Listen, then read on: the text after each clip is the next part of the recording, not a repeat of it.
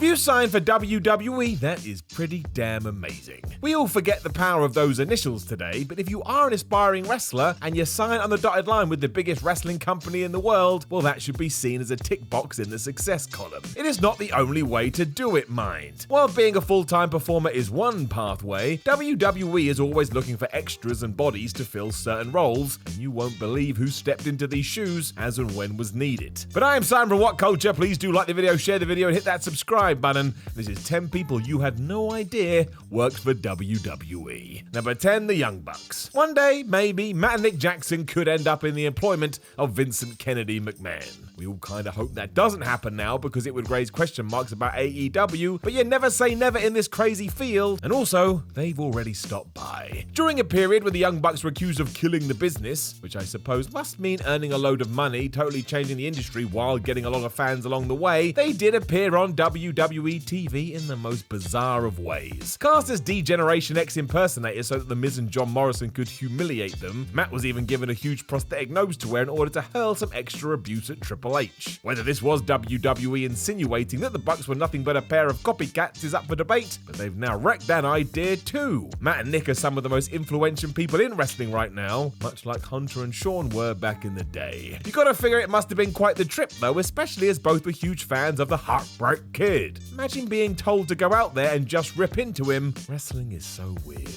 Number 9, El Hijo del Santo. Del Santo was a big deal in Mexico, and until you've checked out some of his reactions he got within his country, you can't even get your head around it. Even with all that though, it would take a long time into his career before he would appear on WWE television, and even then it was in such an odd manner. Taped in the slot before Monday Night Raw, when WWE would often film shows like Shotgun and the long-forgotten Jacked, in 1998 and 1999 the plan was to create a Lucha Libre WWE hybrid entitled Super Astros. This would be an attempt to tap into the Latin American market that Vince McMahon was so desperate to take advantage of. At the time, however, WCW had most of that talent thanks to their cruiserweight division, so it kind of became a case of, well, who else can we get? Del Santo was one of these guys, but as you already know, this was done before it even began. Vinnie Mac just never really understood these light heavyweight flying dudes. He wanted pounds of meat kicking ass, likely still does. Number 8, Christopher Daniels. Somehow, as we found out on a 2020 episode of AEW Dynamite, Christopher Daniels and Chris Jericho had never had a one-on-one match, even though together they had been in the wrestling industry for 50 years. A big reason for this is because Daniels was never a mainstay in WWE, but he was there, even if it was just for a cup of coffee. Before he became known as the Fallen Angel, Christopher was a rising star who was about to get his big break in 2002 when he flew into Ring of Honor. From 1998 onwards, though, Daniels was used mostly in enhancement spots for WWF and WCW. Jericho had ever needed an easy win on one of these two. Who knows how that story may have changed. The craziest piece of trivia is that Daniels at one point was penciled in to be the leader of the Ministry of Darkness. As we know, that role went to Vince McMahon instead, and the only reason things changed was because McMahon deemed Chris to be too small. It all did work out in the end though, and Christopher Daniels is the perfect example of how you can have a successful wrestling career without ever signing a full-time WWE deal. Number 7, the Fabulous Freebirds. The Fabulous Freebirds existed at a time when you didn't need the WWF to make a ton of money. The group was not only appearing at the top of the card down in Dallas, but they were consistent draws and saw the fruits of their labors in the 80s. This is why when a certain Doc Hendricks popped up in a backstage role on WWF TV in 1995, a lot of fans were confused. Who Mr. Hendrick was, they did not know, but it certainly looked like Freebird number 1 Michael Hayes, and that's because it was. Terry Gordy, Freebird number 2, had also passed through the year before as the Executioner, and Freebird number 3 Buddy Roberts may have broken up the trio before they even started if things had been different back in 1984. He had a brief association with the promotion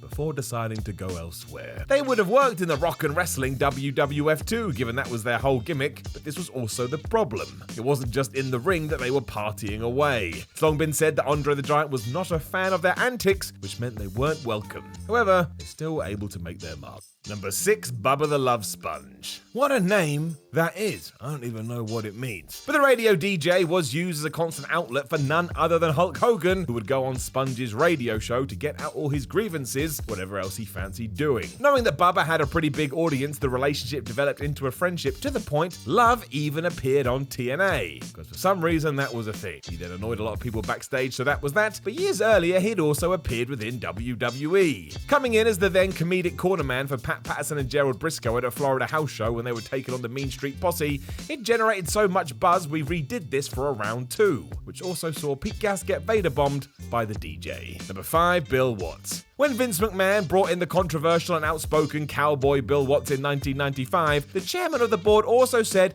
he was going to take a step back from booking duties to concentrate on the business as a whole. Yeah, right. The deal, however, was that Watts would have control with barely any interference from Vinnie Mac, and you could already see the issues. 3 months in and they were already butting heads as McMahon did exactly what he said he wasn't going to do, and furthermore, Bill was just so old school the talent wasn't buying what he wanted to sell. While it's fair to say that no one could have shined in this role in the sense Vince was never going to be that hands-off, the truth is Bill Watts hadn't kept up to date with how wrestling had changed, meaning his time was always going to be limited. Cowboy didn't even like the idea of wrestlers being thrown over the top rope.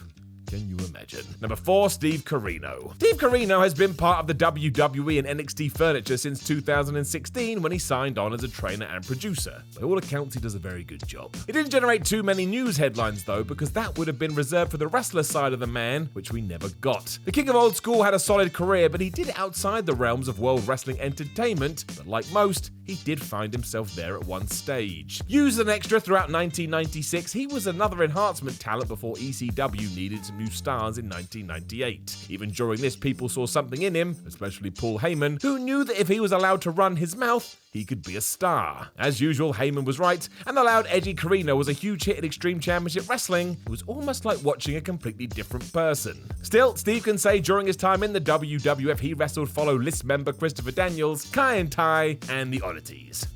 Number 3, Scott D'Amore. Major reason why Impact Wrestling is still in business today, Scott D'Amore began his journey as a wrestler. Once he'd hung up his trunks, he stepped into a management role and clearly did very well, but his initial focus was on becoming a sports entertainer and a promoter in his native Canada. That costs a lot of money though, so to earn some extra cash, he worked some tryout dates for WWE and ECW for a while before he landed in TNA as a road agent in 2003. Scott would also wrestle and of course be part of Team Canada, but also featured Pete Williams, Eric Young, and Bobby Roode. Going back to those tryouts too, do not roll your eyes at those. D'Amore wrestled in front of 41,000 plus people at Toronto Sky Dome before an episode of Raw, where the Acolytes kicked their ass.